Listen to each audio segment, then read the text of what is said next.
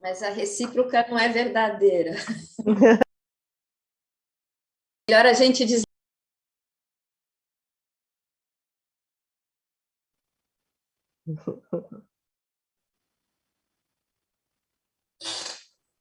Ok. So, já transmitindo já?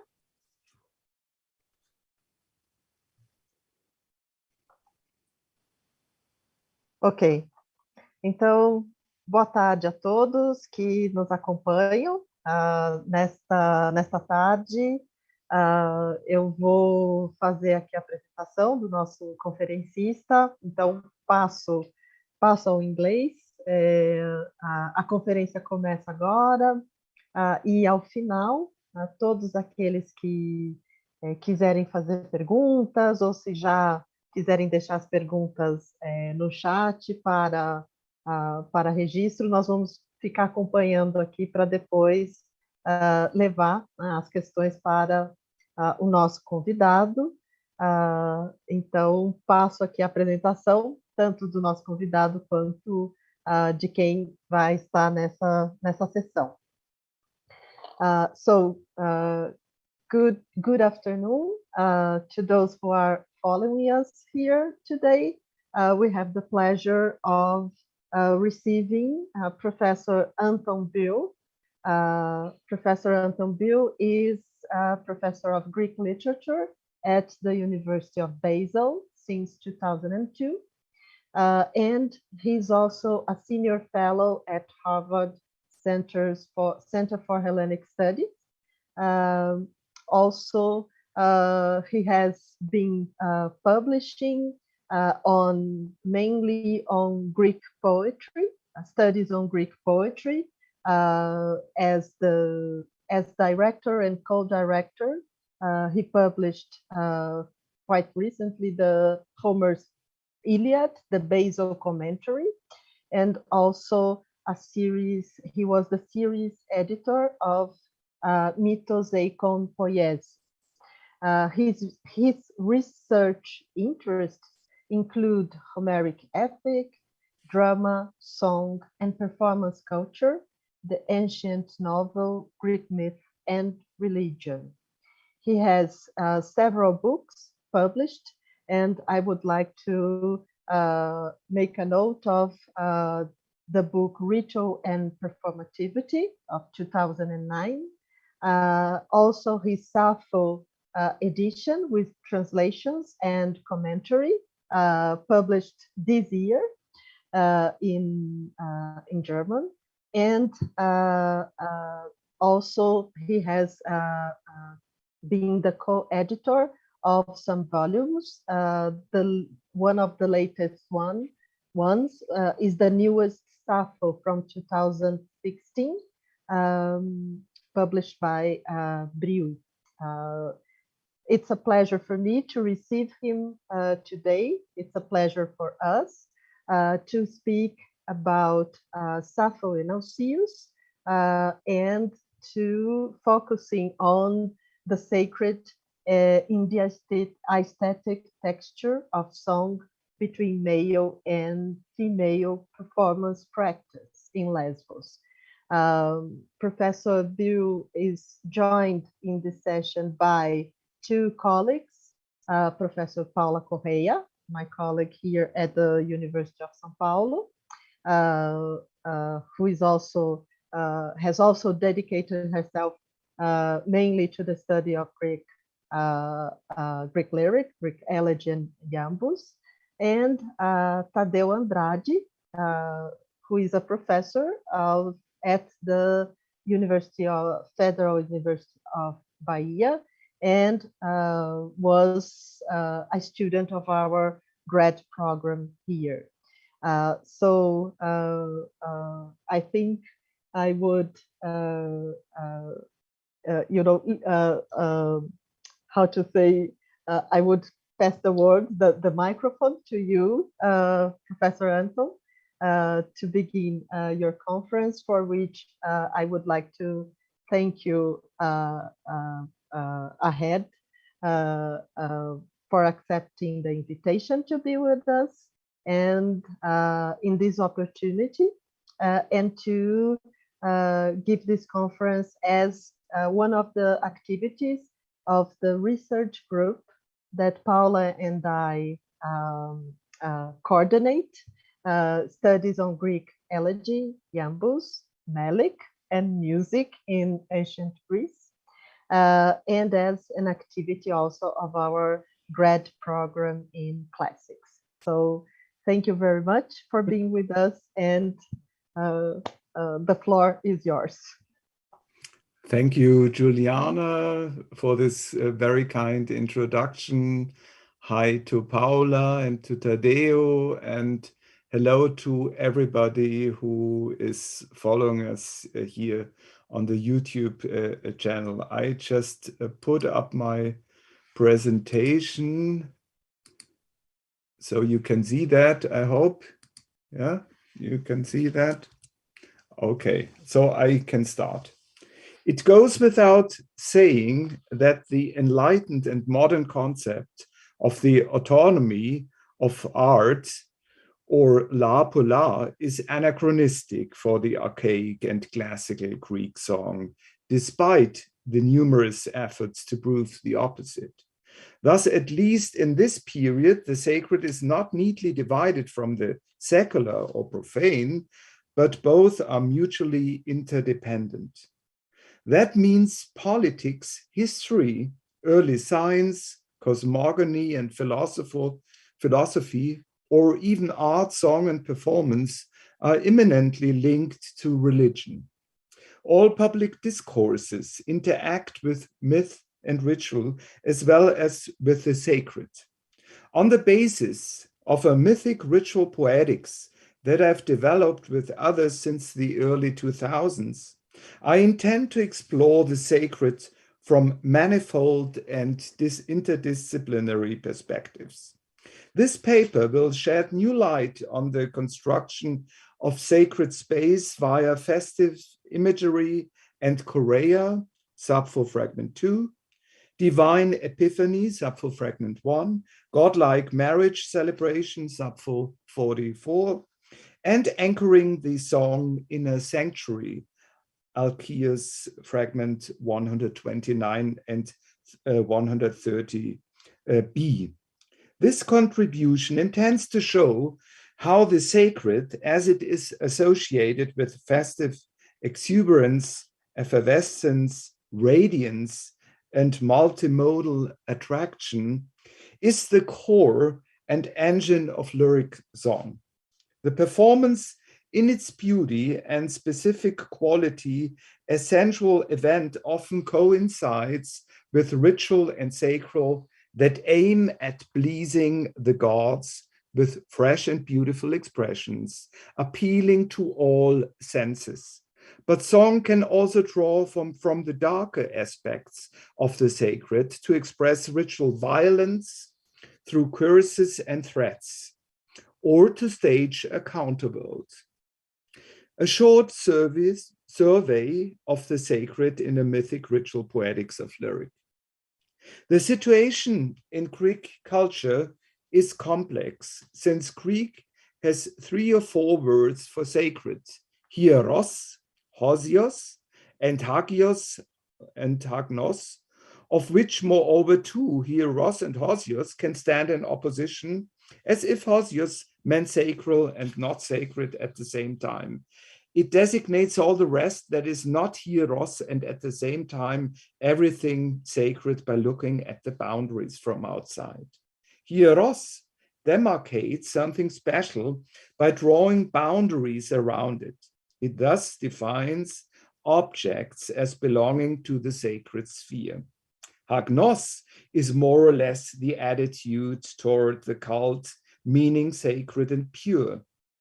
The person or thing is seen under the influence of a sacred power that demands reverence and distance. The sacred can be defined, one, by a specific delimited space through boundaries as meant by hieros. Second, by a sphere of an awe-inspiring field of forces that is assigned to the adjective agnos. Third, by a wholly entirely sensual atmosphere that is expressed through multimodality and perceived with various senses. It often occurs at cultic and festive, thus marked periods of time.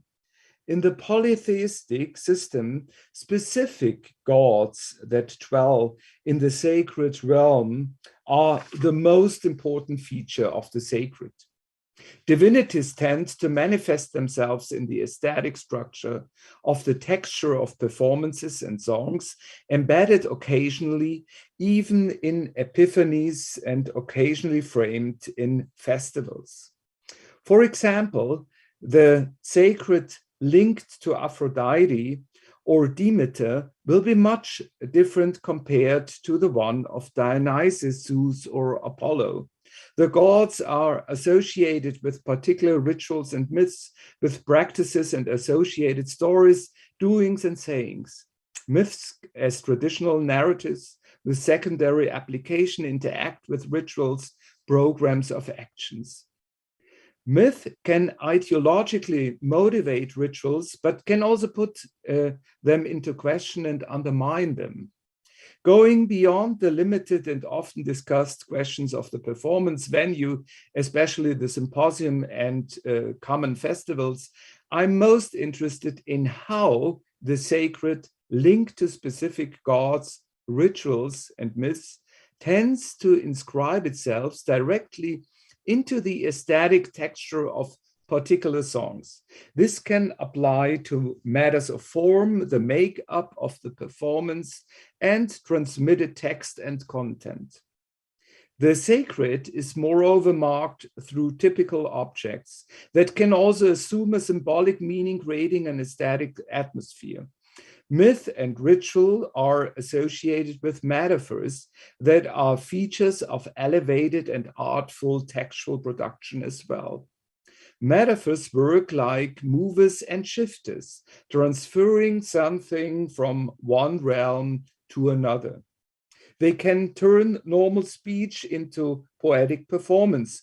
Moreover, a metaphor can generate ritual or myth by setting other metaphors in motion that are activated through similarity and contiguity. Both rituals and myths attempt to control the external world through symbols, mostly through objects and food.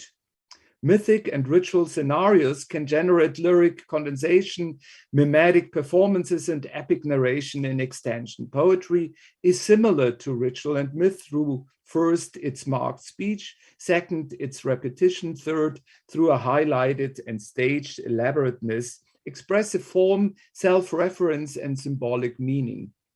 On the level of form, we encounter repetitions, magic speech, play, further figures of speech, variation, and rhyme. A significant reservoir is the cycle of life, birth, marriage, death, the staging of rites of passage, a social drama. The transition from maidenhood to the status of an adult woman in marriage plays an important role in the Greek performative culture. In poetic transformations, we often encounter objects, motifs, and themes that are characteristic in this process. Aestheticism is conveyed through the sacred and divine light, gold, and radiance. Corrêa, the multimedial and multimodal performance of song and dance, is the festive, sacred, and ritual medium in the purest form. But monodic lyric song can take up the motifs as well, indirectly or notionally incorporating the concepts of Corrêa. As said, all phenomena find expression in the aesthetics and poetics of the textual makeup, that is the texture of songs, and can be seen as framing phenomena. The sacred can thus be not only a meta-communicative frame reflecting the occasion, but the framing tends to inscribe itself in the script as well, using and negotiating certain signs, objects, etc. in new aesthetic performance products, engaging in a dynamic dialogue with the framing by illuminating, discussing, and undermining it. Song can soon separate itself from the sacred occasion and use the aesthetic repertoire as fictional and poetic ingredients. So now we come to the sacred in the archaic lyric of Sappho: love, female choruses, and aesthetics. By the example of a select number of sapphic songs, I would like to show how Sappho deploys the sacred for her own poetry. It is well known that the maidens of the sapphic circle experience beauty in choric paideia while going through a rite of passage to adulthood. Music, rhythm, dance, and song lead to an intense reception and internalization of this aesthetic value. In doing so, Sappho makes use of mythic and ritual discourses and means. The aesthetic experience is intensified through amorous relations between the girls and between Sappho and the members of the group. But last not least, religious sensation and the closeness to Aphrodite help transform the intense corporal and cognitive practices performed in multimodality to a totalizing aesthetic experience, making the goddess and love present. So here we come to our first example: the sacred space as symbol of beauty in song. Sappho fragment 2. Come to me from Crete, to this holy temple here, to your sweet apple grove, altars are smoking with frankincense. Cold water ripples through apple branches, the whole place shadowed in roses. From the murmuring leaves, deep sleep descends, where horses graze, the meadow blooms. Spring flowers, the winds breathe softly. Here Aphrodite, after gathering, pour into golden cups nectar, lavishly mingled with joys. Kypris Aphrodite is summoned to come into the Doiru, the here, to become present for Sappho or the group in an epiphany. Nature and the sacred complement each other in the creative adaptation of the hymnic form, and their symbols are set in metaphoric motion. But the evocation of a temple or grove and other sacred singles do not make the song a pure cult hymn for a specific cultic occasion. With other critics, I would like to emphasize the song's intermediary status that links the purely cultic with other discourses. Therefore, I would like to stress its imaginary, poetic, and symbolic character. In this sense, we can see how Sappho fuses poetry, performance, and religion. Following Anne Pippin Burnett, I would like to underline the symbolic level of eroticism in the context of the aesthetic education of the maidens on the brink of marriage. The pointillist series of elements evoking a scenery of sensuous opulence and effervescence in the idyllic landscape of a locus amoenus set metaphorical meaning in motion, whose erotic symbolism can be read in a diachronic cultural continuum over the centuries from archaic to imperial, Byzantine and modern Greek mythopoeic texts. Moreover, I would like to focus on the metapoetic dimension of the song. In the hymnic, thus probably chorally performed address to Aphrodite to appear, so to speak, to make the goddess of love present, the discourses of religion, female erotics, the concrete Sitz im Leben, the context of paideia in the Sapphic circle, and the medium, the aesthetics of the song, fuse in the flow of poetry and eroticism. Aphrodite is called to appear in her own territory where she is already and has always been present. In order to make Aphrodite manifest in a detailed synesthesia, The second part of a traditional hymn, the pars epica, is transformed into a series of erotically charged symbols that make the epiphany happen. Also, the third part, the prayer to appear, can be changed to a new form since the goddess is already present. Therefore, Aphrodite is called to pour out her sacred liquid nectar, which stands for song itself, and to make herself present as song and love, as aesthetic experience and not as a cult figure. According to the pragmatic approach, Doiry defines the here and now as deixis ad oculos, but as deixis am phantasma, it could, of course, designate also an imaginary landscape of a symbolic locus amoenus, stylized to a mythic garden of nymphs. The district is agnon, implying the inviolate boundary of a field of forces or a protective cloak which no indignity can penetrate, thus an inner psychic attitude, especially of virgins, against sexuality, blood, and death. Agos, the defiled, the taboo to be driven out, is the opposite of agnon. It is an important paradox how the locale of chastity and purity can symbolize the abundance of sexuality and the trance status of coma. If the song was indeed sung by young women, they sing about their sexual maturity in view of the imaginary garden, without having made the step from maiden to adult woman in real life. In a poetic imagination, they anticipate their sexual fruition, becoming even more charming and beautiful. Simultaneously, they frame their anticipated blossom with a sacred district and cultic language that both guarantees the purity and makes them sensually attractive. In the sacred space, there is a grove whose attribute is charien, that is emanating charis, charm and pleasure, and aiming at reciprocity and including kypris into the event.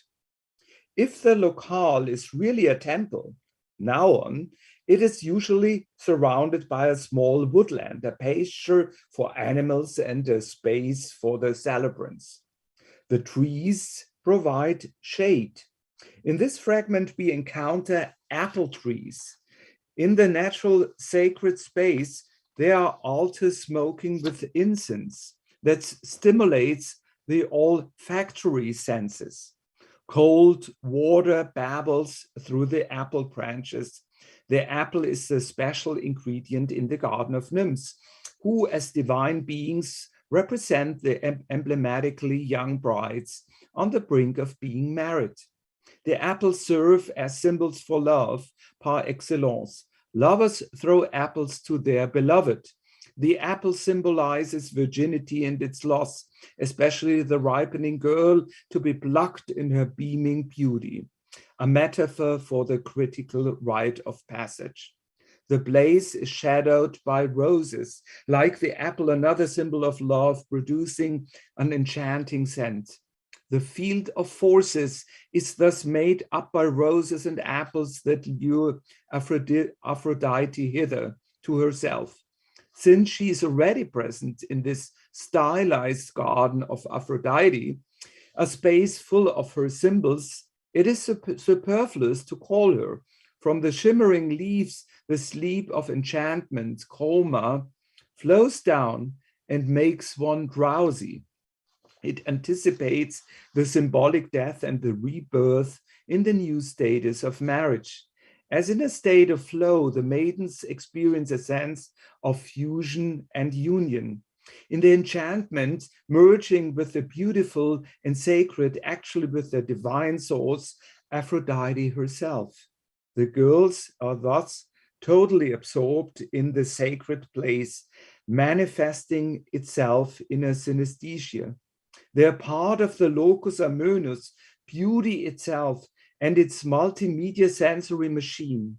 Being in the midst of the musical, natural, and sacred whole, they are at the same time reflected in all different aspects. There is a meadow symbolizing again the young maidens or their sex, where horses graze, the horses being again symbols of young girls on the edge of adulthood or of women craving for sex, even hetairai. It blossoms with spring flowers and the winds blow gently. Nature and all senses fuse into the beautiful female body, symbol of Aphrodite. The sensuous field of forces includes the young maidens and their inviolate bodies, as well as Aphrodite herself, their ideal choral leader, the divine source of the magic and enchantment. Kypris is finally called to pour into golden cups nectar that is delicately mingled with festivities.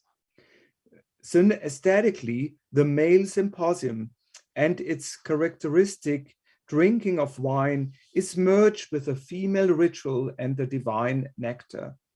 The goddess is called to become present, granting them a share of beauty, the divine power. Nectar stands for the divine substance, the song itself, the musical quality, and the sexual charm. The mixing symbolizes again the atmosphere of total fusion. Flux, the transfer from the goddess to the girl, happens in flow, in the heightened sensation of union with the divine model and in the synesthetic enchantment of love and lust. The golden cups, kylikes, function both as metaphors for the female sex and receptacles where fluids and songs are mixed. Aphrodisian love, the Sapphic song, and the Corrêa of the female group are understood as sacrifice, or at least as a gift to the gods, which according to the Chares relation will again have repercussions for the chorus. In terms of media and communication, sender and recipient interact in the sacred space. Koma emblematizes a concrete corporeal symbol of the state of poetic enchantment and the enthralling effect of the song on the recipients. It has become clear that in the song, several concepts and ideas such as song, hymnos kletikos, cult, love, sex, landscape, sacred space, banquet, and festivity merge. The participle menon marks and reflects this fusion of the linguistic level. In a pointillist manner, the short impressions are mentioned in a series of catchwords and very short semantic units: grove, apple trees, altars, incense, water, soundscape, shade, roses, enchanting trance, meadow, flowers, breeze. The poem is not romantic, like modern lyric about nature, but depicts a space defined by symbols that are set in motion. The fusion of word, music, and rhythm that the song produces, as well as the themes expressed in the song, create through a metonymic process a feeling of intensity. Everything in the fluid sequence is tailored to Aphrodite's flow of forces. The ring structure heightens the totalizing sensation of fusion and flux. The poetical and aesthetic form in sequence, repetition, rhythm, circular structure culminating in self-reference conveys a sense of unity and meditative focalization. The audience experience sensuous impressions, briefly emitted symbols that are set in motion and must be arranged to a message and meaning. The short bites of information dissolve, losing their contours and merging with each other. Finally, the rhythmic sound, music, and sense perception come to the fore. The song is about the recognition of patterns and symbols set in motion, in short, Corrêa in performance, or if the song was given as a monody, Corrêa in imagination. Through the interplay of variation, the concurrence of paradigmatic and syntagmatic relations, as well as the dynamic incorporation of metaphorical and metonymic dimension in redundancy and repetition, sense starts emerging. The girls, perhaps performers, or at least the addressees in Sappho's circle of the highly sensual song, develop a sensation of being integrated into a sacred whole, into the cosmic order of love. So we come to our next chapter and our next example, a series of intimate conversations with Aphrodite, Sappho, fragment 1.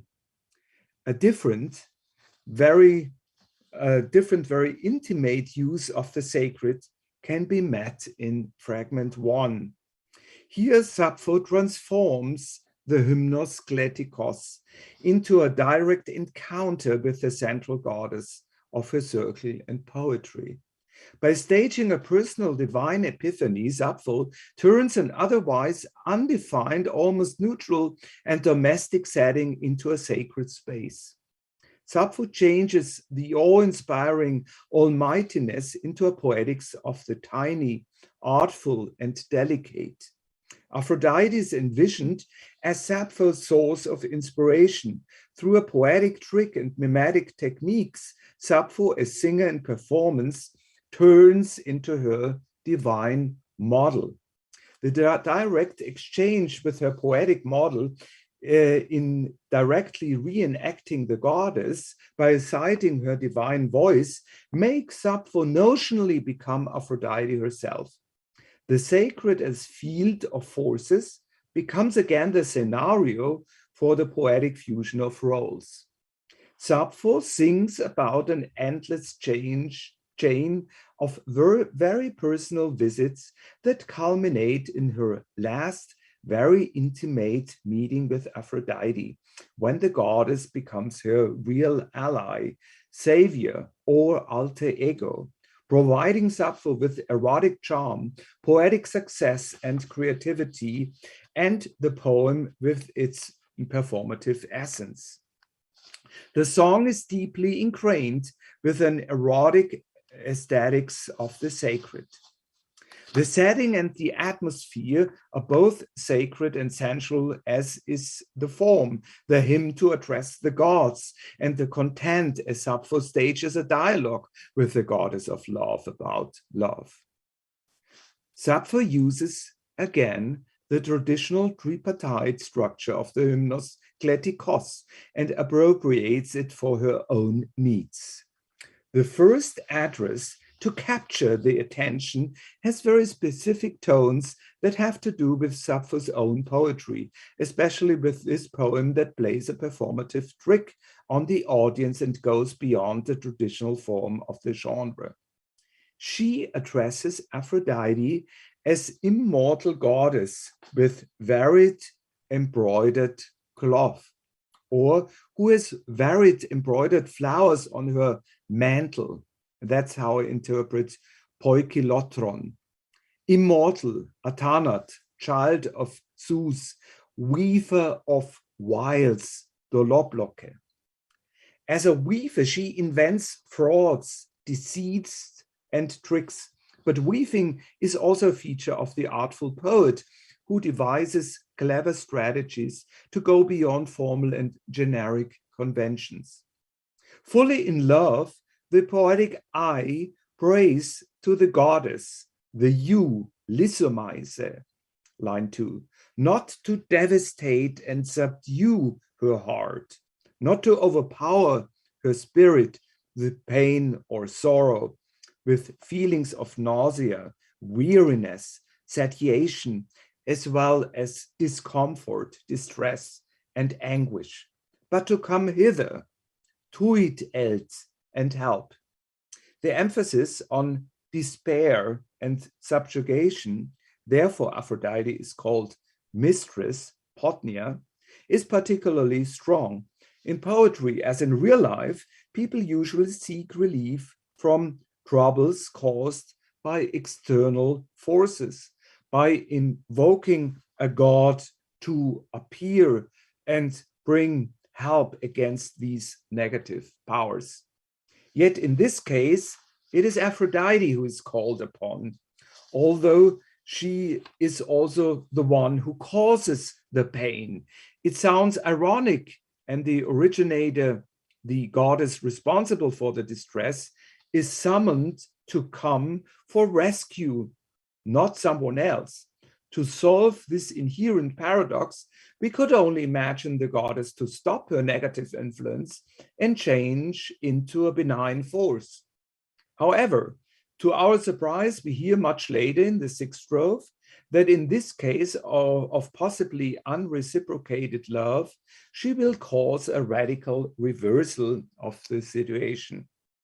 Love will not cease, but the erotic hierarchy will be reversed so that the beloved girl will be the one to suffer in the future.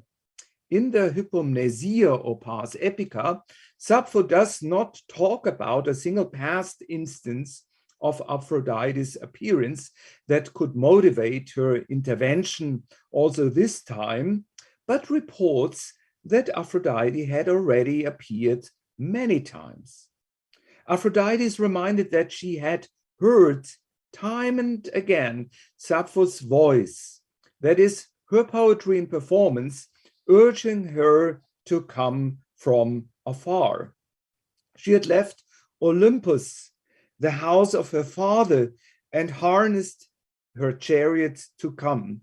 Over and over again, beautiful, swift sparrows, swirling fast beating wings above the earth from heaven through mid-air, straight away, the birds arrived repeatedly in the past. The goddess had suddenly stood in front of her female singer, her alter ego. Time and again, Deut, Aphrodite, the wholly blessed you, had smiled and asked what the matter was this time, why Sappho called on her, and what it was that she wished for her in her maddened heart. Sappho speaks about the lovelorn mania that sickens the heart and craves for relief. This erotic frenzy dangerously aligns the poetic eye with a Maenad in the sphere of Dionysus. At this point, the narrative abruptly shifts in line 18b into direct speech, not framed by introductory and concluding formulas. So that's from 18b to 24. The I and the you switch places so that in her song, Sappho takes on Aphrodite's persona. Through dramatic mimesis, Sappho reenacts the goddess, assuming Aphrodite's own voice and uttering her own words. Whom am I to persuade this time to lead you back to her love? Tinnadeut peto sagen esan philotata. Then the goddess, impersonated by Sappho, who is now playing with both roles, asks her, who wrongs you, Sappho? Sappho, according to Greg Nash, means little sister, becomes a very personal partner of the almighty goddess. While Sappho had called Aphrodite a tricking goddess, line 2, Aphrodite addresses her in intimate tones, but the main trickery of the poem consists in Sappho's sophisticated use of narration qua mimesis. Closely following her model, Sappho becomes a poetic weaver of wilds. The magical lines of the sixth strophe, if she runs away, soon she shall pursue, etc., reverse all wrongdoing as well as the hierarchical role of lover and beloved. It culminates in the sentence that if she does not love soon, she shall love even against her will. Aide me phile, tachios phile se kuk eteloisa. In performing the enchanting lines composed by Sappho, the sorceress, but put in the mouth of Aphrodite, Sappho, suffering from love, gets respite from it. Emotional devastation seeds to both self-confidence and strength. Love involves a power struggle, almost a fight for life, just like in the Trojan War for the Homeric heroes. Someone does an injustice, but things may be repaired and vengeance blotted. The girl who now refuses to love her will desperately be in love with her, and she will not be loved in return at first. Only in the end will love perhaps become a mutual affection between two more or less equal female lovers. By telling a story that happens time and again and mimetically playing the part of Aphrodite, Sappho becomes equal to the goddess and takes relief through her own enchanting words. Divine speech possesses great power and authority. In this case, the words are invented and performed by Sappho, herself a woman of craftiness, artfulness, and poetic stratagems. The trick she devises to overcome her own pain consists in projecting herself into her sacred idol. The relationship assumes a very personal note as Sappho designs her own very personal image of Aphrodite. While epiphanies usually tend to be deadly, threatening, and frightful, Sappho molds the repeated direct encounters with Aphrodite into highly personalized and artful scenes endowed with a miniature-like quality. Whereas in the Homeric hymn to Aphrodite, the goddess as a superhuman, large divine figure reaches the roof of the house in her famous epiphany in front of Anchises. In this Sapphic song, although Aphrodite arrives in a chariot with an immortal smile on her face, she is downsized almost to a miniature measure when she repeatedly manifests herself. The chariot is drawn not by mighty horses, but surprisingly by sparrows. The goddess sitting on such a chariot is almost reduced to her voice. Her figure is pure magic, suggesting a refined aesthetics of delicacy, abrosyna. While the pars epica usually relates a previous incident of help to incite the god to come again, in this case it innovatively adjusts the pattern to a chain of precedents it mentions to the actual situation. A series of innumerable intimate conversations, reported utterances of the goddess invented and enacted by Sappho. Thus, the mimetic report about numerous instances of performed dialogues that promised reversal and relief becomes a self-assuring monologue. By speaking in Aphrodite's voice, Sappho impersonates this sophisticated female figure, while the goddess in her theatrical role performs her words in direct speech. In reciting those magical lines, Sappho becomes confident to possess this transcendental power herself as she appropriates the enchanting quality of the goddess. After this rearranged hypomnesia, Sappho moves on, so let's go back here, to a more traditional third part, the genuine prayer or appeal to the goddess. Aphrodite should also come now to deliver her from her anxieties and to fulfill all that her heart desires. Finally, she prays that the goddess herself, Alta, should become a symmachos, a fellow fighter. This is a very strong and unusual expression of self-assertion. Sappho has gained confidence. She has the upper hand over her beloved girl. By singing and reciting, she has brought about a change in the hierarchical constellation of love. As an ally, Aphrodite is set at an almost equal level, while Sappho now seems to be in the lead. She's the warrior, while Aphrodite is the charioteer, just like Achilles, who is accompanied by his companion Patroclus. Therefore, Cypris is described as arriving on a golden chariot. Love is war with different means. The lover-warrior metaphor is ubiquitous.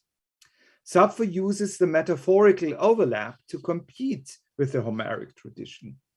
When Aphrodite actively intervenes in the Trojan War, Aphrodite is rather weak and almost hilarious in Iliad 5. Wounded by Diomedes in her hand, she must retreat. Reshaping the Homeric Aphrodite, Sappho casts the goddess as a more efficient fighter in metaphorical terms. In the Homeric hymn to Aphrodite, perhaps composed around the same time or shortly before Sappho's poems, the myth probably circulated long before. The goddess stands entirely above the love affairs between man and gods, before she too experiences passion, herself falling in love with Anchises. As the embodiment of love, she, as Sappho's ally, should therefore fight against herself. But we know that nobody, not even Aphrodite, can defeat the terrible pain of love when one falls prey to it. Obviously, the battle does not aim at a total defeat, but at a reversal of the emotional relation, and perhaps at reciprocal union. In order to reach this goal, it is vital to deploy doloi, frauds and stratagems. Aphrodite is notorious for them. Sappho, as her alter ego, has found the right device to cope with a situation of crisis through poetry and rhetoric. The multifarious variations on the passion of love make fragment 1 a very apt song for the beginning of a collection in which love is one of the common threads. Sappho and Aphrodite, as a sacred pair of symmachoi, find poetic strategies to deal with love and to communalize the feelings for the purpose of paideia in the Sapphic circle. The sacred as a field of forces or energies becomes a place of traffic and change of power. In the sacred space, Sappho's house of those who serve the muses, fragment 150, or in the circle, she assumes the power of Aphrodite, almost becoming Aphrodite herself. Eros and the charm of aesthetics make the author turn into the position of the recipient, the charmed interlocutor, who in the intimate dialogue with the goddess almost becomes the goddess herself. In fragment 2, the allies, Sappho and her goddess, will then make clear what the sacred field of symbolic forces means in erotic terms for Sappho's circle of maidens, and we had a look at that before. Now we come to our third example, to fragment 44, the festive aesthetics about a wedding of a godlike couple in holy Troy. In fragment 44, Sappho describes in a female miniature epic how the arrival of Andromache and Hector, who left his home to bring the bride from her father Aetion, in light of the upcoming wedding in Troy, becomes a holy, almost transcendental event. In the specific choric and festive poetics, the bride and groom are thus assimilated to gods, whereas Iliadic warriors reach imperishable glory, kleos aptiton, here line 4, when they have fallen in battle transcending the thresholds of death, according to the Sapphic strategy of an aestheticized transfiguration, Andromache, the model for the maidens in the Sapphic circle, and Hector do the same at the very moment when they are about to marry. Both the warriors and their transformation to heroes, as well as the bridal pair at the brink of marriage, are often compared to gods as they reach a status similar to a divine existence. Therefore, the poem conveys again a sacred atmosphere as it focuses on the rite of passage, that is the telos, the ultimate goal of the maidens. Andromache is thus the model for all aristocratic girls. Their choragos, Sappho, educates them so that they reach beauty through an all-encompassing and multimodal aesthetic training in Corrêa. Through this paideia, in all senses and media, the maidens become marvelously attractive to be married away to future husbands. Sappho, as quasi-divine leader of the choral group, likes to resort to ritual and myth, in particular to occasions of festive wedding in mythic parallels.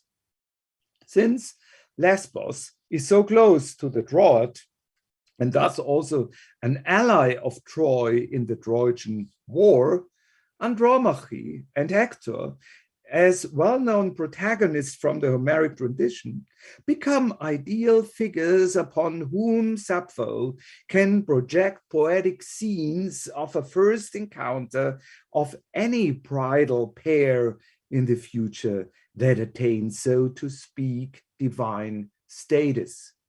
In his mission to retrieve Andromache from his future father-in-law Aetion, Hector and his companions escort Andromache from holy Thebes and from ever-flowing Blachaea to her future household in Troy. The bride is Abra, line 7, delicate and luxurious. Abrosyna, all luxury coming from Lydia, where money has been recently invented, and Asia Minor is the essential value of Sappho and the Cleonactids linked to Torkalos beauty. Sappho thus highlights rich Troy and Thebes beneath Mount Blakos on the foothills of Mount Ida in Asia Minor, the land so close and just opposite to Lesbos. And this is the reason why the poem focuses not on war, but on wedding. Since Andromache is delicate, it is not surprising that all sorts of delicate and luxurious objects are carried with her on the ship as dowry. Many golden bracelets and perfumed purple robes, ornate trinkets and countless silver drinking cups and ivory. As we have learned in fragment 2, objects of luxury are symbols and emblems of exuberance and effervescence of the sacred atmosphere. The arrival is announced by the herald in Troy, lines 1 to 3, envisioned as a festive place where the couple is expected in direct speech, 4 to 10. Now the people react in joy. Old Priam leaps up on Orose, line 11. The news spreads to his friends throughout the city of broad chorus spaces. Katap Tolin Eurychoron, line 12, anticipating the Corrêa to be celebrated. The male youth of Ilion yoke the mules to the carriages. The whole crowd pass Ochlos, line 14, of women and maidens climb on board. Only the daughters of Priam remain apart. Next to the female side, the male population comes into the fore. The men undress and the ephebes, ietioi. At line 21, the focus is on the godlike couple, being ikeloi theois, as the ritual formations meet.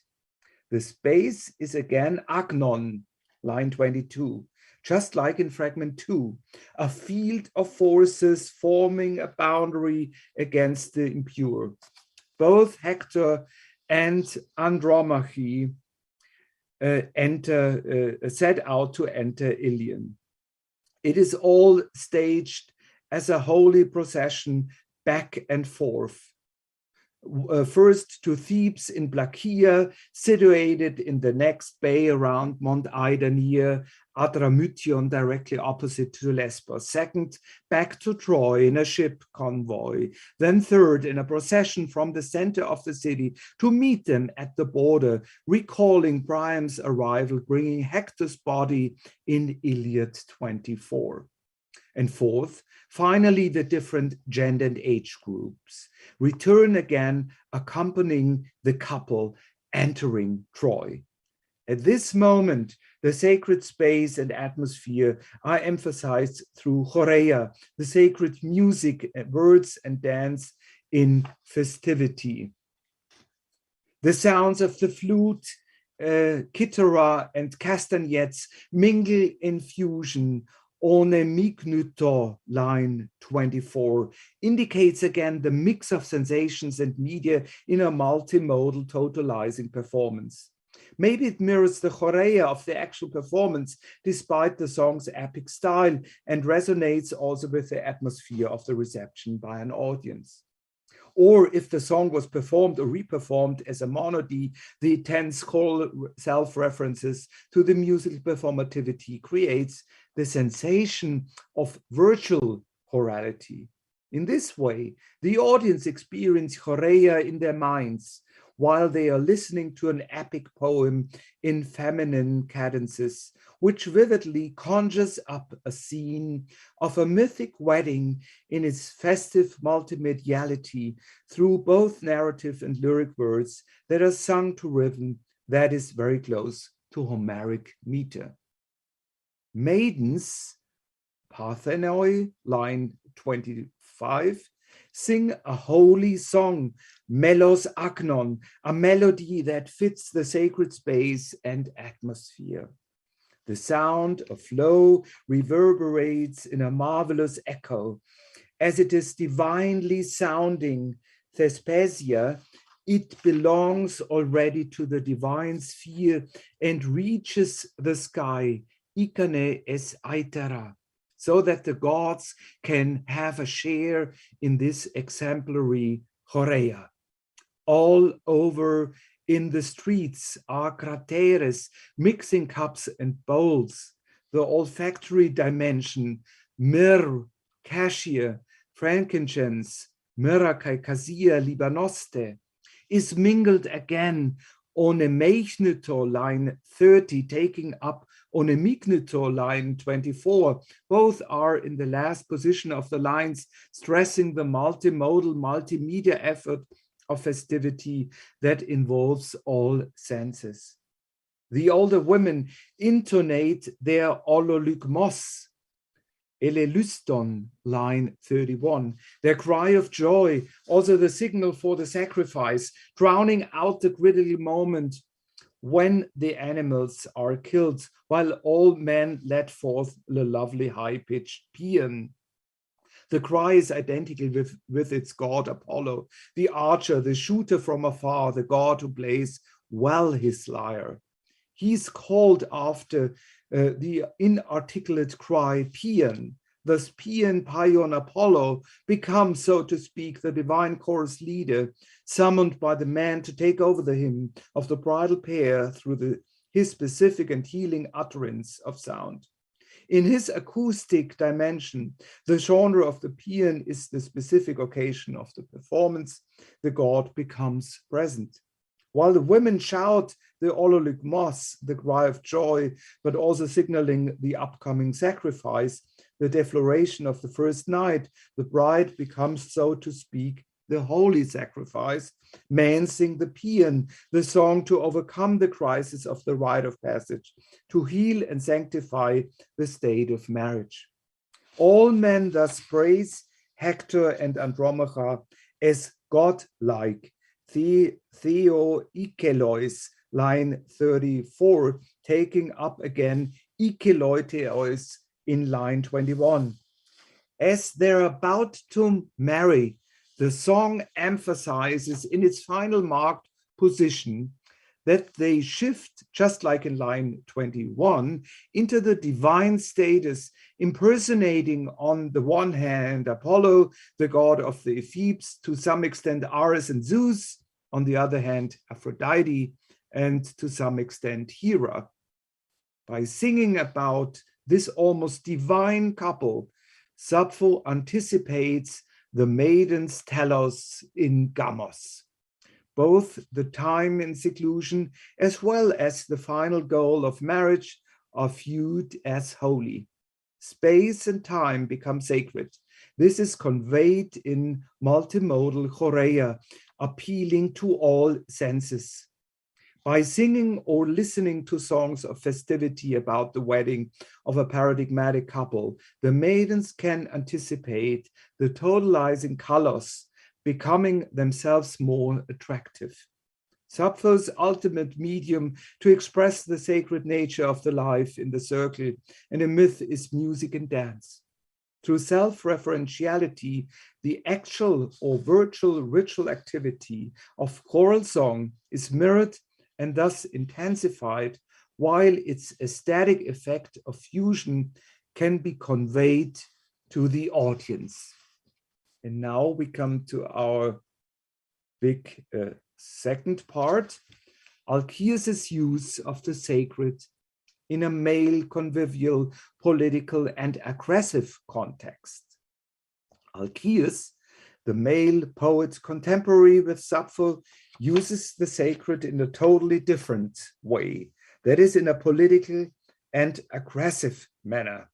He deploys the pan-lesbian sanctuary of Zeus, Hera, and Dionysus at Meson, a common sacred ground, perhaps also the occasion of some of Sappho's songs, especially of Fragment 1, addressing scenarios of alienation from and reintegration into the common civic body of the damos, Attic demos, of the people, that is the entire city as well as the lesbian and pan-Hellenic aristocracy.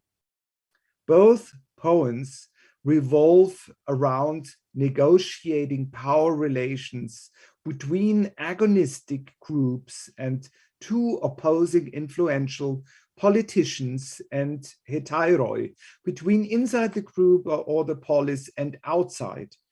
In fragment 129, Alcaeus, who due to his expulsion fiercely curses Pittacus, the former member of the common Hetaeria, from a precinct situated in the margin.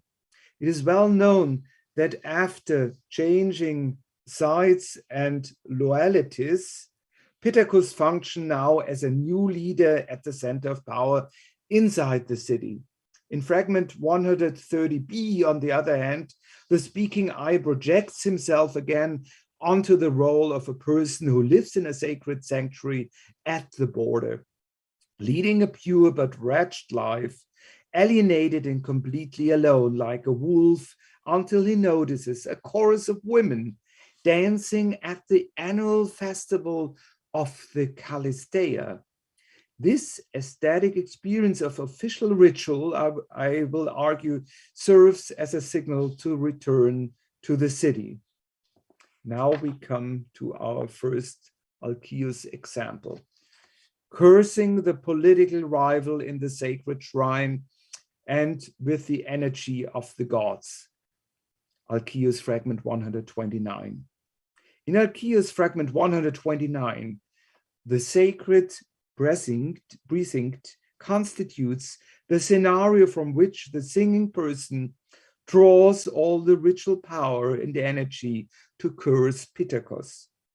Alcaeus deploys Dionysus or Mestes, the raw eater and part of the triad, as the center of violence, as this god is linked with the cruelest forms of the other, such as fantasies of human sacrifice, as well as the practices of sparagmos and homophagia. He serves as the embodied agent of the curse that works according to the principle of similia similibus, applied in curse tablets. Therefore, he merges with the Erinis, line 14, as Erinius personify Ara, line 10, and are often associated with the Menadic practice of hunt, as we know from Aeschylus's Humanities. Through his epithet Omestas, line 9, Dionysus, the quintessential dancer, paradoxically bridging the opposites between outside and inside, animal and central god, alien, barbarian, and native, is summoned to devour Pittacos, the greedy pot-belly Physcon, line 21, the grotesque devourer of the people and the city. The feet of the Erinis should overtake him who trampled oaths, line 23, with his feet, posin. Feet are also a pars pro toto for and feature of the choral dance. The Erinis is envisaged as a dancer, like the choral group that pursues Orestes in Aeschylus's Humanities, attacking Pittacos, the grotesque dancer who, being lame, has a strange gait, a typical sign of tyrants. Curses as speech acts can do something with words, as they have a performative effect. They can metaphorically bind and kill the victim. First of all, the song focuses on the sacred space to which the speaking I had to retreat. He emphasizes that the lesbians, that it's the entire people, Damos of the island, established a large temenos for Hera, a temple, as xynon, common to all. By highlighting this sanctuary as the demarcated space at Meson, the territory in between of pan-lesbian status belonging to the divine triad, the first-person speaker align himself with the entire population and marginalizes Pittacos from the in-group of Lesbos, othering him as the enemy of the people and their common cultic system. In place of the pars epica, we witness a detailed oath scene attended by Pittacos, line 14b to 20. Sacrificing an animal, Tomontes, they swore not to betray any member of the Hetaeria. Moreover, they vowed to kill the opponents currently in power, obviously Myrsilos and his comrades, and deliver the people, Damon, from the suffering. Through this vivid recollection of the oath, its breach becomes even more drastic. According to this logic, Pittacos must die himself now. Otherwise, the Damos will not regain freedom. Pittacos is being transplanted to the side of the barbarian and the animal, facing the threat of being hunted down, dismembered, and eaten. In killing the enemy, Dionysus usually destroys a household to install community, civic harmony, and social cohesion. Native Dionysus himself seems alien. In the same manner, Alcaeus, a native aristocrat, feels alienated, marginalized, and isolated by Pittacos's propaganda. The god is thus summoned to destroy the tyrant and his house. Through this act, Lyaios or Lysios should release the Damos, restoring cohesion and unity. So our last example, and here we have the rest of our poem here.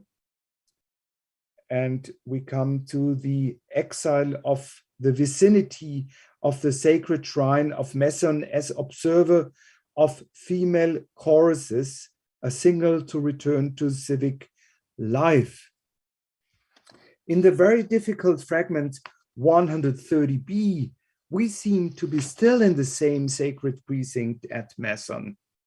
The fragment says, I, poor wretch, live a pure and sacred life, having the fate of a rustic, yearning to hear the assembly being summoned, O Agesilaïdas, and the council, from that property which my father and father's father grew old possessing among these citizens who wrong one another, from that I am driven away, an exile on the very edge of things, and like the Athenian Onomacles, I have settled like a wolf fighter, fleeing war, for it's not better to take on stasis against the mightier ones. To the precinct of the blessed gods, stepping on the black earth, me in the very gatherings, I take abodes, keeping my feet out of evil practices, where women of Lesbos, being judged for beauty, go back and forth in their trailing robes, and all around rings out the divine echo sound of the women's holy shrill cry each year. From many toils, when will the gods of Olympus rescue me? The sacred space is obviously an ideal tool to think with. Alcaeus envisions himself as someone who lives a pure and sacred life, fitting to the precinct. It is my contention that Alcaeus stylizes himself to lead this pure agnos life in order to gain new Dionysiac energy to return. Like an ephebe in his initiation rite, he moved to the eschatiai. The word could be understood as accusative loci in the plural, eschatiais, or as dative plural, eschatiais, an exile in the outmost region. He has his dwellings thus at the border of the territory, Chora, of Mytilene, the very edge and beyond the limits of her jurisdiction. After the segregation from the center of power, Alcaeus envisages himself in the liminal. He experiences a rite of passage and pictures himself notionally returning to the status which Victor Turner calls betwixt and between. In this scenario, Alcaeus leads a life of an outlaw in the wilderness, in the vicinity of the common sanctuary, like a lonely wolf. As a wild man, he lives here alone, as a wolf fighter, lykaich miais as nominative, if we take the he superscriptum in P Oxy 2165 into consideration, as reported also in P Oxy 3711, or in the wolf thickets, lykai miais as dative plural. Wandering in this sacred space and treading on the dark ground, perhaps a sign of night and death. The initiate must die to be reborn again and to turn home. The Aition of the precinct is the lesbian return myth par excellence, when Agamemnon and Menelaos need help to return to Greece coming from Troy. The lyric I conjures up this place of extreme wilderness and lonely lupine existence, drawing also from cultic reality in order to sketch a realm of the total opposite to the real, the political life in the hetereia, in the city, where nothing is agnos, pure and sacred, but all is about the physical struggle for the mere survival and will for power. Due to the total lack of his usual life and his inherited status, he has a desire, imeiron, for the former life when he was involved in political activities as a leading citizen.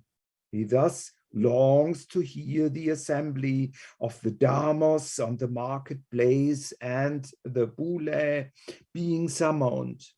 Moreover, he addresses a person called Agelaïdas, a man who leads the Laos, that is the Damos.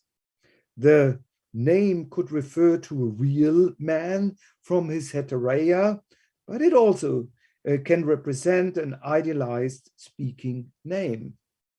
Agelaïdas personifies the function that he desires to take over the power again in the center and to lead himself the people. This corresponds to the ideological self-image of the aristocrat. As we have seen, the speaking I is removed from the citizens who wrong one another. Because the polis lives in stasis, the body of citizens is not xynos, acting in unison, but rather divided. He is taken abode in the sanctuary like the Athenian Onomakles, the famous one. The name could be an allusion to Orestes, the Ephebe par excellence and the mythical forefather of the founder of Lesbos, as he is renowned for his flight to the temple in Delphi and then to Athens. It is striking that Orestes also stylizes himself as a brutal wolf, a wolfman or wolf fighter to take revenge. Lykos host or Mophron in Aeschylus' Koephoroi 421. The wolf makes a lot of sense since it is the animal of Apollo. He bears the title Lykeios, the wolf-like. It is well known that Apollo is the god of the Thebes, who are often associated with wolves. In Daphnis and Chloe, a novel to be read in the key of puberty initiation and also located in Lesbos, Dorkon, Daphnis' wild rival, planning a sexual assault on Chloe, is clothed in wolf's fur, Longus 1:20 and chapter 2. Alcaeus' lyric I, being wolf-like, fights against the wolves. By going into exile, he flees the war. This seems to be an ignoble behavior standing against the aristocratic code. As a wolfman, he must defend himself against wolves. The next sentence is extremely difficult to understand. The speaking I seems to give a reason for his behavior. For it is not better to take up stasis, strife and revolt against mightier ones. Another reason for abstaining from the usual combat probably consists in the fact that waging war is not appropriated for a pure life in a temple. However, it also could have emphasized his will to continue his resistance and fight, as he is used to lead a wild life when he must defend himself against wolves.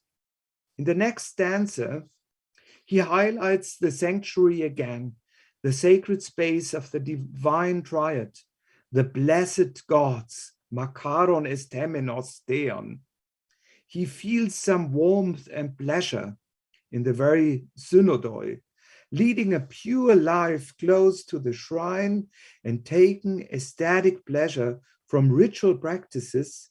He keeps his feet out of evil. That is, he prefers to behave accordingly, that is, in piety. It looks as if the lonely wolf finds new political company.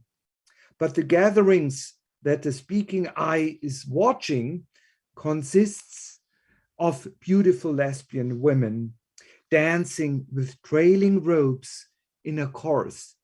This counter image of vivid Corrêa in the sacred space where women of Lesbos, being judged for beauty, go back and forth in their trailing robes, and all around rings out the divine echo sound of the women's holy shrill cry each year. Lines 17 to 20 recalls again the scenario of Sappho's fragment 44.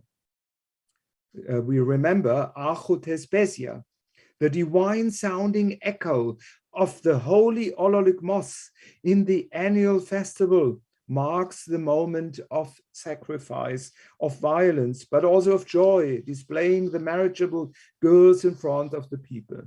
The multimodal performance enchants the audience through all senses, especially the reverberating sound production of music extends to the recipients who are also deeply affected by the visual dimension of choral dance.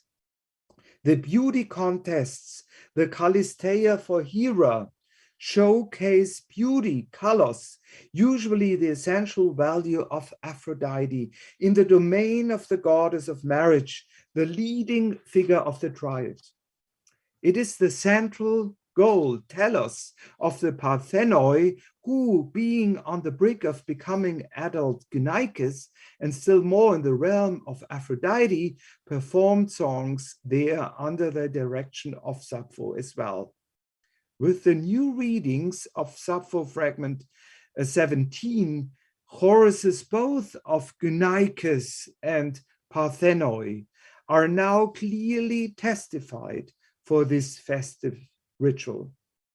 Having stylized himself as a man, returning to his status as young Ephebe, in the counterlife he feels a strong desire to be back in the male gatherings. He seems to picture himself now on the brink of marrying one of the maidens, the tellers of the rite of passage that he conjured up on the edge of society in this song. In the vicinity of the wilderness, also Meson, the sacred precinct of the entire island of Lesbos, is located where communal life is ritually acted out in choruses. The ecstatic experience of pleasure about these attractive choruses that affirm marriage function as a sign to return to his actual status of an adult man, citizen, and warrior. Moreover, any aesthetic performance longs to produce beauty to enchant its audience. I strongly believe that this pleasurable feeling does not only serve as an aesthetic and poetic compensation for his negative experience as an exile, it hardly underlines the depressing situation either, when the speaking eye realizes even more his isolation as he cannot join the female dancing, being 2 times marginalized. Rather, it can serve as a new self-assertion of Alcaeus' scattered identity. But neither in his role as poet, as Angela Andrisano argues, nor anticipating his ongoing success as singer after his death. Rather, I would plead for a political reading. The annual festivals of multimodal female Corrêa celebrate the political unity of Lesbos. They contrast with and complement the male assembly and political council that the persona cantans longs to hear being summoned. After all, the whirling dances associated with the upcoming marriage in the oikos are the emblem of civic life. The highly aesthetic scene of Corrêa in the sacred realm, including the aspect of the audience reception, thus serves Alcaeus as a symbolic scenery and signal to a return from his exile, envisaged as a notional return to his ephebic status to Mytilene. This outcome is again conceived as rescue by the Olympians.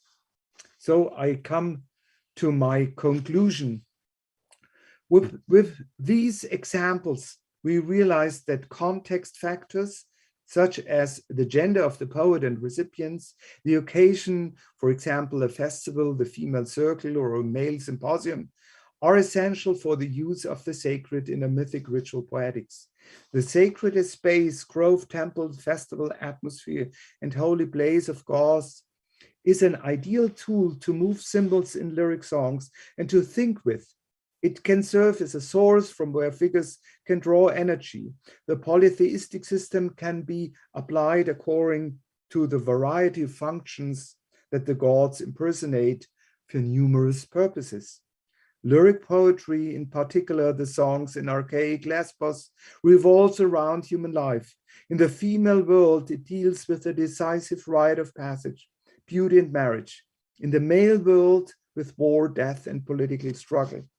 The sacred in all variations and instances, especially in its multimodal appeal to the senses, is deployed to metaphorically express the elevated and marked status of song in metachoral self-references. To conclude, I've argued that the sacred associated with its festive exuberance, effervescence, radiance, and multimodal attraction is the engine of a highly aesthetic song and performance production. Moreover, the sacred dimension adds new aspects of meaning to these songs. Festive imagery and Corrêa help conjure up and construct a sacred space in nature, which is full of erotic symbolism.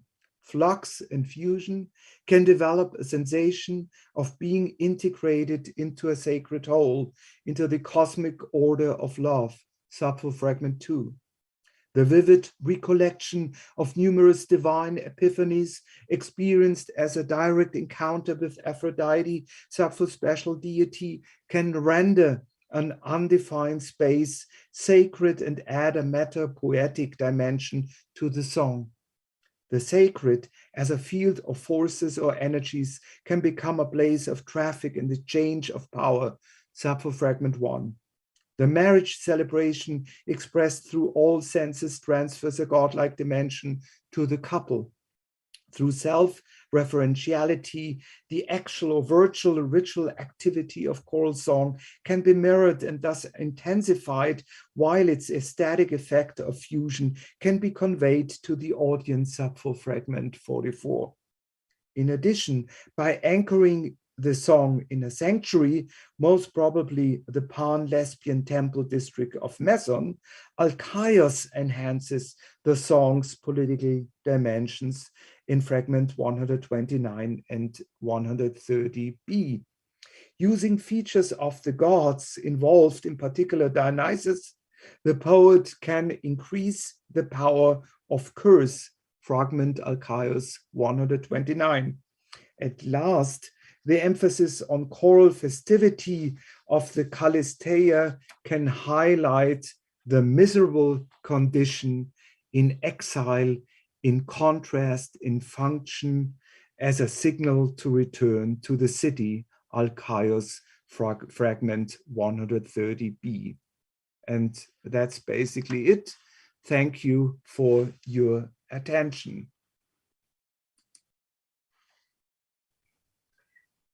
Thank you so much, Anton, for your wonderful talk. I have met Professor Anton in a pre-pandemic world in 2010 in a seminar in Greece. It was a pleasure to hear you then and a pleasure to hear you today, especially to think with you about sacred space as really a tool for reflection, as you did. And I really enjoyed your take on Alcaeus fragment 130b and the idea of I have never thought about marriage as an element of it and of the whole scene that really very closely echoes Sappho's 44 in the last stanza. So exactly. In language, in character, in tone, you really have the same explosive festivity there. So exactly.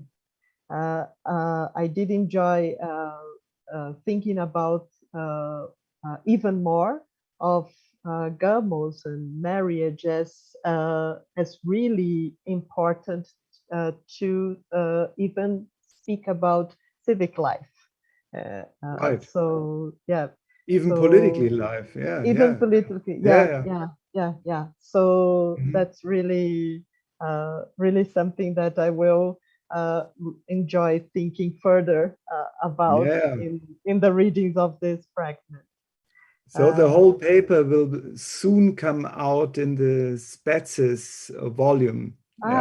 What I gave now. Yeah. Okay. The more recent Spetses, I couldn't talk much about 130b. Yeah. Okay. Yeah. So, I'll look forward. I hope it to will soon come out. Yeah. Okay. That will be great. Yeah. So I would invite my colleagues for questions and comments to the conference, and then I will encourage and invite the audience on YouTube to pose questions to Professor Anton. So, Paula, Tadeu. Yes. Thank you so much for this very detailed and thorough presentation of the fragments. And I won't make a commentary, but I have a question that I think arises to any first reader of Sappho, and in fact must have occurred to her first editors. One thing that is very striking in the first fragment is the fact that she stages herself, she uses her name as a persona, as a character. And if you take a look at what is left of Sappho, of course, here in the Archaic period, it's difficult to speak out of silence. We know there are many things that must have been said and we lost, but we have at least 4 fragments in which she uses this persona, Sappho. It's very striking. When you look at the other poets, Alcman does this too. There are 3 fragments in which he places his name. So then you might think this has to do with chorality. But if you then go to the other choral poets, you have nothing in Stesichorus. Perhaps it was lost again, but still we have a lot of Stesichorus. Nothing in Stesichorus, nothing in Ibycus, nothing in Simonides, and Pindar. That is a lot also. So her contemporary Alcaeus, he does this once in the fragment on the shield. He mentions this. But then if you go to Elegia and Iambus, it's Archilochus, he mentions about 32 characters. He names 32 characters, and he does it in none of the fragments. In the extant fragments, there's a mention of him as a character. All the other iambic and elegiac, we have only one example, and then I found it was very peculiar. Hyponyx. Hyponyx, he manages to outdo Sappho. We have 5 instances of Hyponyx as a character. And one thing that really called my attention is that in 3 of Sappho's poems, in which she mentions herself, she uses her name as a character, the setting is with Aphrodite or the Cypria. Either the goddess refers to her or it's in a prayer. The same thing occurs in Hyponyx. In 3 of the 5 instances in Hyponyx, Hyponyx is addressing Hermes in a prayer, or he is in conversation with Plutus. So I don't know if you could say something about this. As different as Hyponyx and Sappho are, there is something probably in this, in the name. And but thinking further about the name, what is in a name? Why does she use this stratagem so much? It's as if perhaps it were a sphrages, a seal. We have the painters at this period, they start signing the vases, but I don't think it would be so much a sphrages in terms of marking her the authenticity of the fragments, but to keep her name present. Kleos aphiton. Yeah. Like Ibycus does this with Polycrates and Theognis does this with Quirinus. She does this with herself. Mm-hmm. To keep.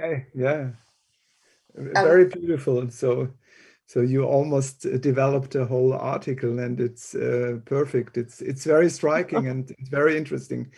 And I would agree. I would agree that it's less a matter of asphragis, but more, maybe a matter to receive kleos.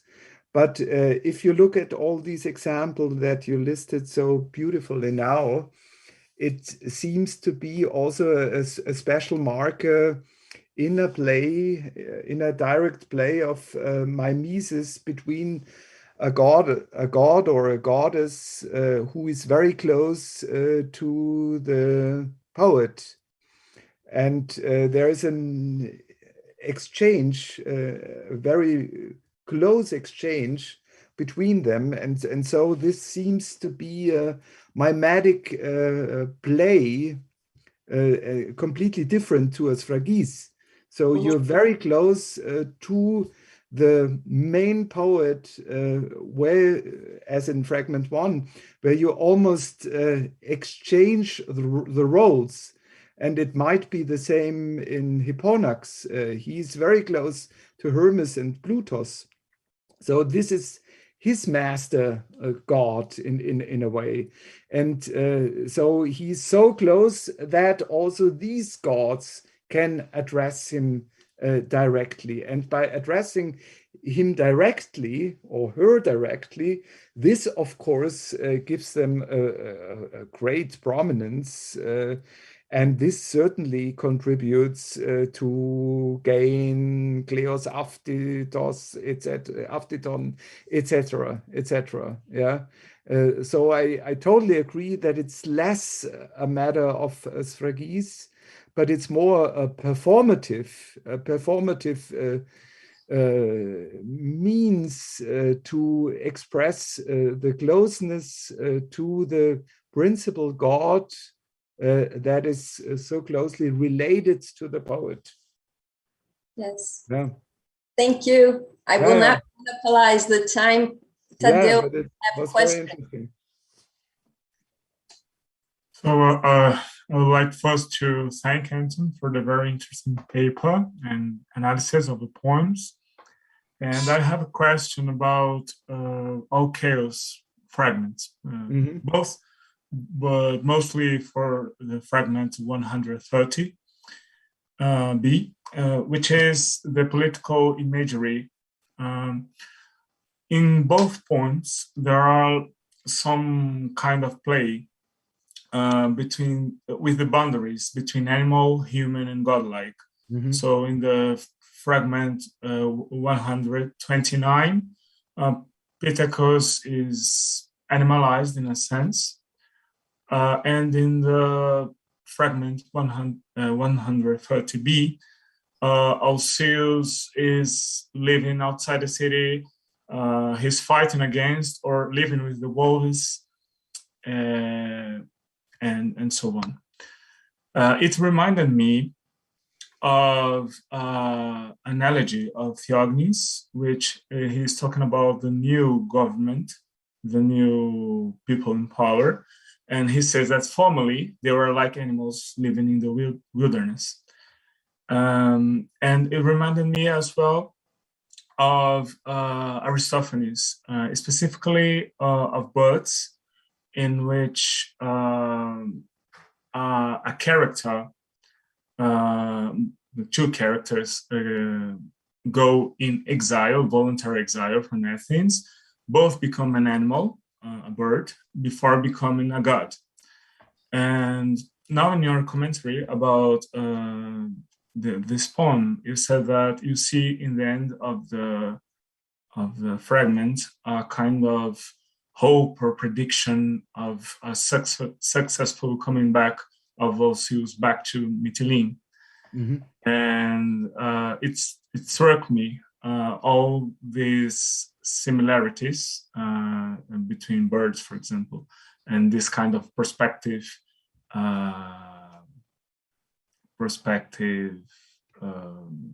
story that we can envisage in Osseous fragment. So I would ask if you see interrelationship between this sacral blurring of boundaries between animal, human, and godlike in this tradition of these poems. Thank you. This is very interesting. I first have to think a little bit. It's a huge comment, but certainly these animals are beautiful tools to think with. So animals are good to think with. You know that sentence. And so being outside, being an outsider, or othering a person can be established very well by language through animal metaphors, animal images, etc. To make somebody an animal by language, he in this speech act, he sort of becomes an animal. So that would be in 2029, for example. And in 30b, he compares his desperate situation outside the polis, to being in the Eschatiai. He compares that being a wolf, so he's completely outside any human culture, etc., polis, damos. And for him, then, of this extreme otherness, for him, the Corrêa of these girls would then be a sort of a almost divine aesthetic signal to come back to humanness, maybe not to a godlike state, as you mentioned now, but at least to come back to civilized life in the city. Civilized life can be established only in the city. It cannot exist in the thickets of woods outside, wherever. Even if it's close to Maison, it's so outside, he cannot do anything there. He feels completely alienated.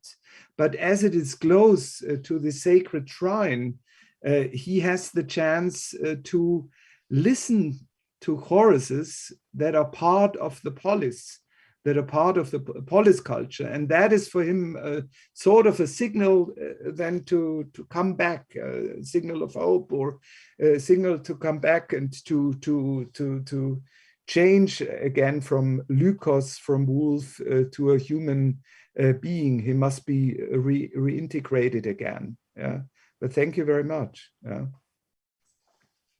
Thank you, Anton. Giuliana, she lost the connection, the light. Oh my God. These things happen. But Tadeu, do we have questions from spectators, from the audience? Yeah, we do. Barbara Guerra made a comment here. She says, I'm still thinking about Aphrodite's duality of causing the pain and relieving it. Reminds me of her earlier duality on being a goddess of love and war. I'd like to know if it's connected somehow. Yes, certainly it's connected. So love and war are all over connected, and it's certainly also goes back to the former image of an Ishtar like Oriental goddess that has also a very strong warrior aspect, and I'm quite sure that that works together. And also this image, of course, of Symmachos is the words per se, to be a companion who fights with another companion. So it's a very warlike imagery and conception. And so this whole complex of love and war is all over in Sappho and all over in erotic poetry, and so it certainly is there, and has to do also with the original or more original function of an Ishtar Aphrodite, I would say. Yeah, thank you. So you're back, Giuliana. Yes, gladly. Luckily. Yeah. It was a shortage of energy here, so sorry. Do we have time for one more question, Tadeu, from the public? I think we have the public.